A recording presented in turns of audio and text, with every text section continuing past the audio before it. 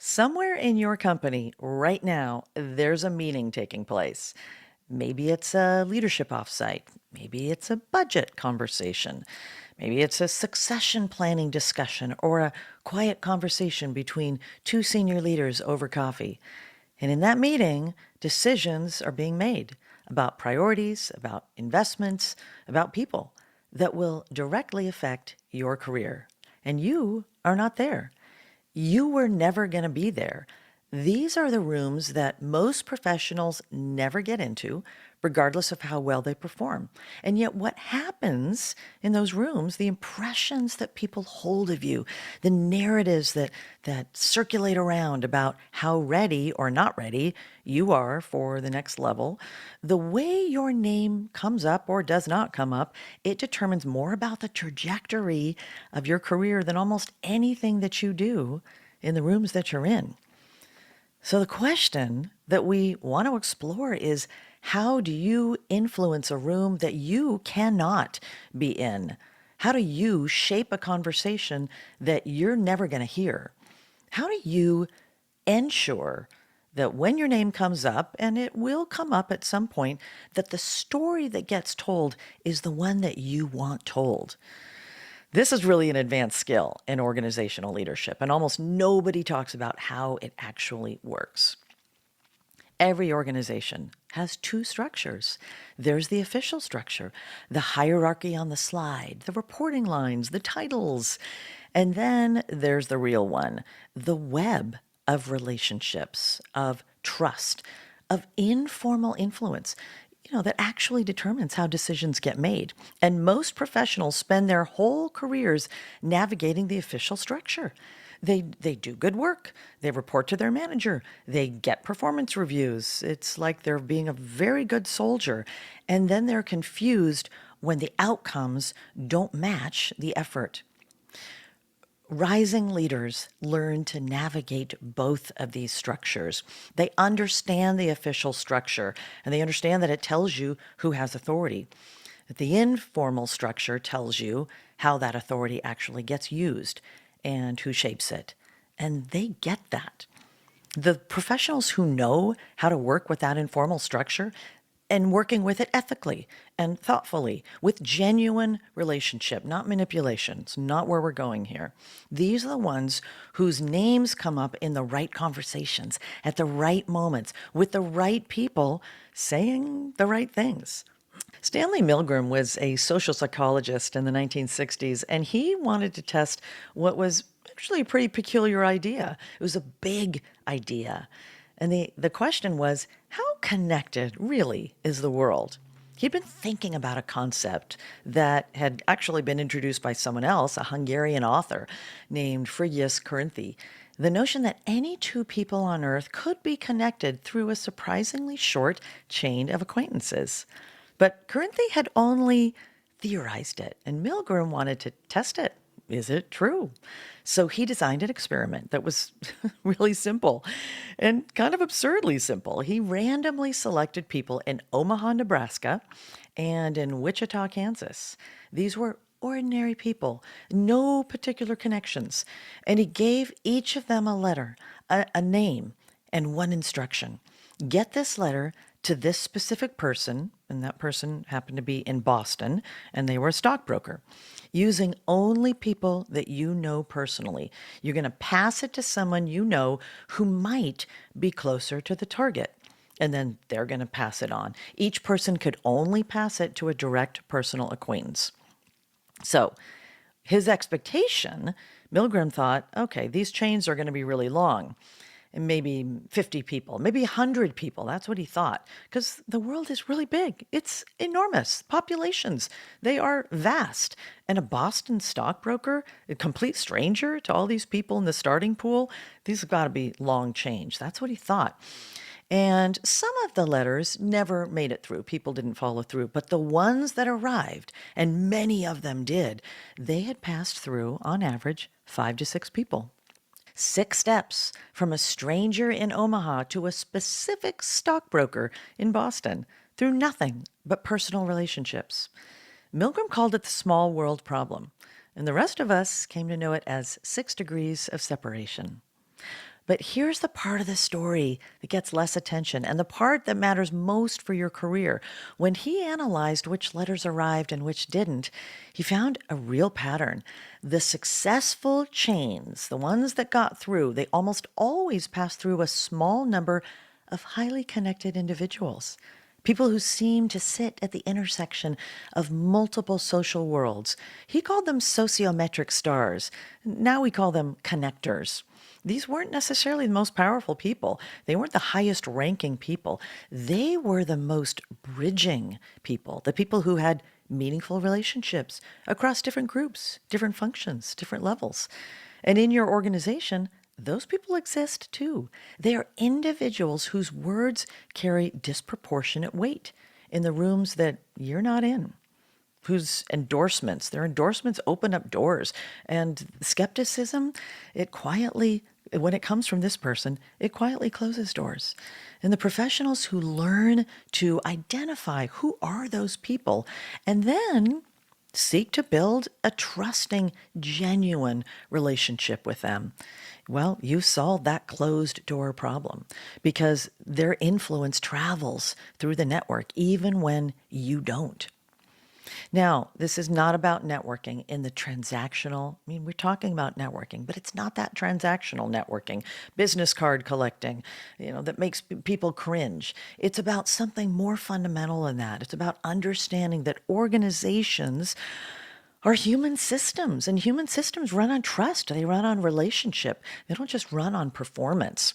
The professionals who rise are not always the most talented.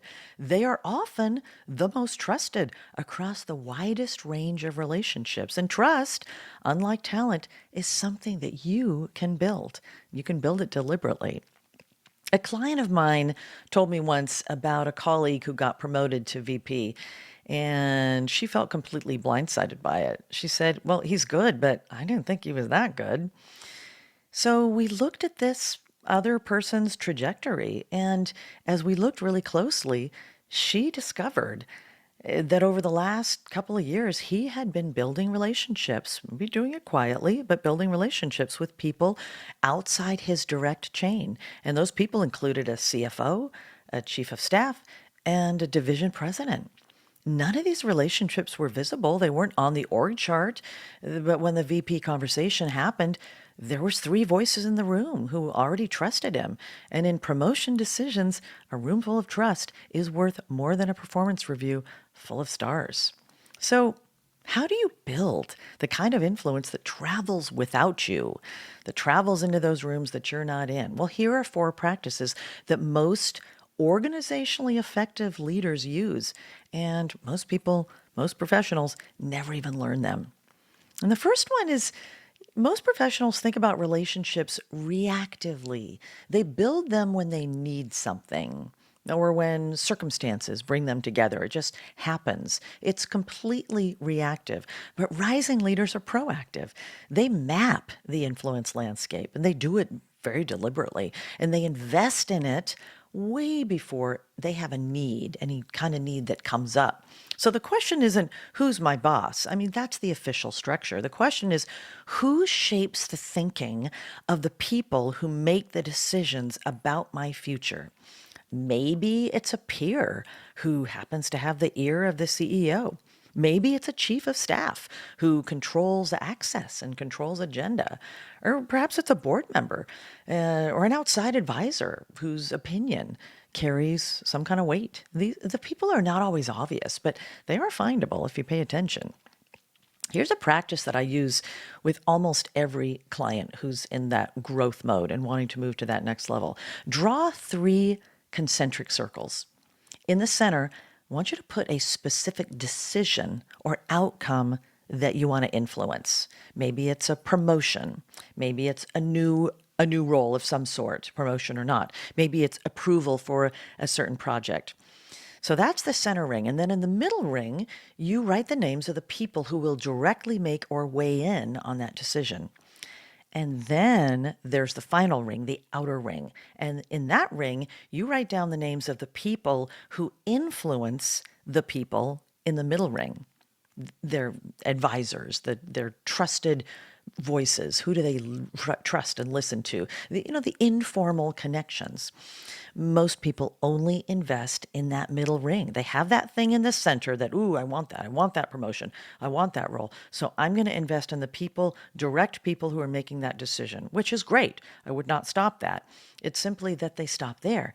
And actually, the outer ring is where the real leverage is. The outer ring, almost by definition, is full of people that nobody else is paying attention to.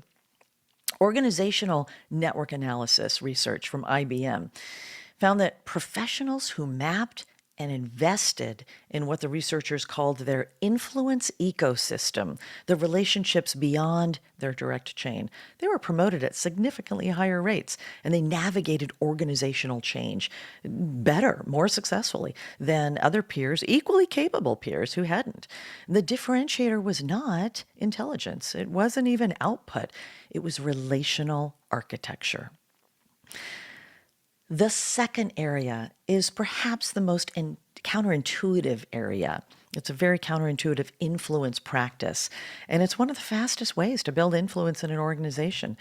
And it's to help other people build theirs. Specifically, you become the connector. You become the person who, when you meet someone with a challenge, you think, who do I know who could help this? And then you make the introduction. Now, I know that sounds really simple, but you'd be surprised. Most people don't do it. I have seen people firsthand, because I'm an observer in these group settings. I've seen people at conferences who meet people, and some people are off to find out what you do, and then they just move right on because you're not interesting to them. But I've seen people who are the ones that they hear what you do, and you can almost see the Rolodex, old school Rolodex, just flipping in their mind. And they invariably come out with someone they said, who you should talk to, and they put them in touch with somebody else. That's what we're talking about. Who do I know who could help with this? And then you make that introduction. Sounds so simple, but the organizational dynamics it creates are quite profound. When you connect two people who find the connection valuable, two really great things happen simultaneously. Both people associate value, that kind of value, with you. And you just deepened two of your relationships, not one, with a single act. And over time, the person who's known for making valuable connections becomes someone that everybody else wants to know and stay close to. Because you never know when they're going to make the connection that changes everything for you. And that is good. That means that you have more connections who can essentially, ultimately, be leverage for you. And this maps directly back to Adam Grant from Wharton, and his research on givers and takers and organizational givers and takers. Grant's work in give and take found that the highest performing givers in organizations were not people who gave indiscriminately and they just helped everybody, becoming completely exhausted in the process. It's not what he was talking about. He said that the people that he was referring to were he gave them a specific term, otherish was what he said. And he defined otherish as people who were strategically generous. They were focused on high leverage acts of contribution. And for what we're talking about here, connecting people is perhaps the purest form of otherish giving. It's a low cost to you. It is a high value to others. And the compounding returns over time. A senior director I know, Carmen, she had a practice so consistent it became almost legendary in her organization. So anytime she would meet somebody in a professional context, she would spend 5 minutes thinking, who in my network would this person benefit from knowing? And if she could think of someone, she made the introduction within a week. She didn't track it. She didn't expect anything in return. She just did it. That was her practice. And of course, over time, over a decade for her, she had introduced hundreds of people. And when she was being considered for a chief operating officer role, the informal endorsements that flowed to the search committee came from people all over. I mean, they flooded in from different companies, different industries, different geographies, people she had connected to somebody else even years earlier, and these people never forgot it. Influence. When you invest early and you invest generously, it compounds. The third area It is a practice that sophisticated organizational operators use, and they use it constantly. And most people don't even know it, or they just feel uncomfortable doing it, and so they don't do it. It's called pre wiring. And once you really understand what it is, you're going to start to see it everywhere. Pre wiring. It's the practice of having the important conversations before the formal conversation, before the big decision meeting, before the leadership presentation, before the significant proposal. You're going to have individual conversations with the key stakeholders. You're going to understand their concerns. You're going to incorporate their thinking, and you're going to build alignment before the big day ever comes. And then by the time that big day comes and the meeting happens, the meeting is almost a formality because the real decision was practically made in the pre-conversations. Now, I want to address something because some people will hear pre-wiring and they hear they hear the definition so far and they think, well, that sounds like they're manipulating people before the fact. It's not really manipulation, and here's why. Pre-wiring, if you do it well, it's not about lobbying people to your position before they can think for themselves. So it's not a pushy, manipulative thing. It's about respecting people enough to understand their concerns before you ask them to decide. It's about building a proposal that has genuinely incorporated multiple perspectives so that when it's presented, it reflects the thinking of the room, not just your own. And the alternative, walking into a room with a fully formed recommendation and hoping people are just going to agree, it actually is a less respectful approach. It says, I didn't think it was worth understanding your perspective before asking for your support. Research on decision making in organizations from Harvard Business School, Professor Michael Roberto, he found that the most successful organizational decisions, those decisions that were well implemented and that were sustained, were almost universally preceded by a period of deliberate pre-conversation with key stakeholders. The leaders who skipped this step in favor of efficiency consistently faced more resistance and slower adoption, more reversals, like an agreement in the moment, and then, oh, actually, no, we're going to reverse that decision. The investment in pre-wiring is not a political maneuver, it's a quality of decision investment, and that's what his research showed. So, how do you actually do this? Before any significant proposal or presentation, you want to identify the 3 or 4 people who support matters most and have a brief conversation, a genuine conversation with each of them separately. And you're going to say something like, I'm bringing this forward next week, and I want to make sure I've thought about it the right way. What concerns would you have? What would make this stronger? And then listen. Actually incorporate what you hear, and then tell them that you incorporated what you heard. Then by the time the meeting happens, the people are not evaluating the proposal. They're co-owners of it. They're already predisposed to like what you say because you made them a part of the process. And people are always more bought into what they are a part of formulating. The fourth and final, when you think about how to influence decisions when you are not in the room, this is the one with the longest time horizon, but oh, it is so strong. It gives you the highest return. It's the practice of deliberately cultivating advocates. People who will speak for you, people who will vouch for you, and they'll carry your name into the rooms that you're not in, and they'll carry your name with energy and specificity, not just kind of a passing familiarity, but really positive and specific comments.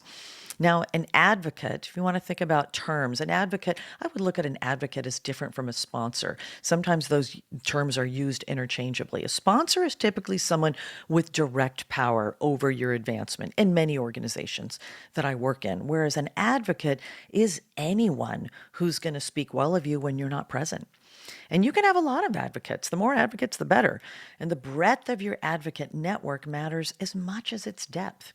You know, most professionals wait for advocates to just emerge organically. I'm going to see who likes me. They hope that good work will naturally produce people who champion them. And sometimes it does, but sometimes it doesn't. And if you're a rising leader and you want to be intentional about being a rising leader, you are going to step forward. You're going to think about, who are my advocates? Where are my gaps? And what could I do to deepen, to broaden and deepen, cultivate and nurture these relationships? There was a landmark study, and it was done by Erminia Ibarra and Mark Hunter, published in the Harvard Business Review, and it examined the networks of leaders who successfully navigated major career transitions versus those who didn't, those who tried but weren't successful at it. And the successful transitioners shared a specific network characteristic. They had what the researchers called diverse advocates, supporters who spanned functions, levels, and organizational units. The professionals who stalled tended to have very deep but narrow support. They're very strong within their function, but they were invisible outside their function. The breadth of advocacy, it turned out, was more predictive of advancement than the depth. So here's a question to sit with. Think about the 5 people most likely to be in the room when a significant decision about your career is made. And for each one, ask yourself honestly, does this person know my work well enough to advocate for me specifically, not just generically? Can they say, here's why this person is ready, rather than, yeah, I think they're good? And if the answer for any of those people is, probably not, then that's the relationship to invest time in. I'm not saying to be manipulative. You don't want to make this transactional. Bring your genuine curiosity, your genuine contribution, and your genuine presence to this person. And build that relationship, because when the moment comes, and you're not going to be told when it comes, you want there to be a room full of people who can speak to you and speak with specificity and conviction to you, to your skills, to your abilities, and why you're the person. And that room does not build itself. It gets built relationship by relationship over time. Let me tell you about a client, David. David was a VP. He was in a healthcare organization, and he had his eye on a chief strategy officer role. And it was likely to open up within the next 18 months. He was well qualified, his work was strong, his team respected him deeply. And so we looked at his influence, because that was an area that, of course, these other areas were in place, but what about the influence? And as we mapped the influence landscape around the decision, something important became clear. The CEO who would make the final call was deeply influenced by 2 people, the board chair and the incoming CFO, who had recently joined from the outside. David had a strong relationship with his CEO, who would be making, again, that final decision, but he had almost no relationship with the other 2 people who were going to be shaping the CEO's thinking. So we went to work, and we didn't artificially manufacture relationships. We found genuine, legitimate ways to create proximity. David requested time with the CFO to understand the financial lens on the strategy work that he was doing. It was a completely reasonable ask, nothing that was out of the ordinary. And that way it was an open door for him then to build that relationship. And then he found a board committee that touched strategic planning, and he looked for a way to contribute meaningfully to it. And then over the following year, both the CFO and the board chair developed their own impressions of David, apart from the CEO's positive impressions, and not through the CEO's filter, just through their own direct experience. So when this CSO conversation happened, David wasn't in the room as expected, but 3 people were, and all 3 had a direct, positive, specific impression of David. And that decision was made in under 20 minutes. And he told me afterward, I used to think influence meant being persuasive in the moment. I had no idea that so much of it was about what you build when nothing is on the line, what you build in those low stakes moments. So here's what I want you to carry away, honestly, from everything that you've heard. The professionals who rise consistently, they're not always the most talented people in the room. They are the people who have learned to build trust widely. They've learned to invest in relationships before they need them and communicate in ways that travel without them and show up, not just in the rooms they're invited to, but in the conversations that they will never be in. Influence, when you're talking about the organizational level, it's not a personality trait. If you think, well, I'm just not an influential person, it's not true because it's not a personality trait. It is not a political game. It is a set of practices, learnable practices, repeatable practices, and they're available to anyone who is willing to be intentional and willing to take these specific steps. And the moment that you start treating your organizational relationships as infrastructure, something that you build deliberately and that you maintain, you be consistent about them and you invest in them and you be generous about it. That's the moment that your career stops being something that happens to you and it starts being something that you actually get to lead. So here is an assignment. If you choose to accept it, I want to give you two options for things that you could do this week. Option number one is do that influence map we talked about. You're going to draw those three circles and you're going to put the decision or the outcome that you care about in the center, like a promotion or a role or a project that you want to be on. And then you identify the next ring out, that middle ring. You identify who's in that middle ring. That's the decision makers who directly impact that decision. That's whatever's in the middle. And then, most important, you're going to spend real time on the outer ring. What are the names of the people who shape the people in the middle ring? Who influences the people in the middle ring? Who are those connectors, those trusted advisors? Who are those informal people, informal voices? And then choose one name, one relationship in that outer ring, and it's a relationship that doesn't exist yet, and you find a genuine reason to start building it this month. Option two, you can do the advocate audit. You can name the 5 people most likely to be in the room when a significant decision about your career gets made. For each one, you want to ask, can they advocate for me specifically? And if not, what's one thing that you could do in the next 30 days to change that?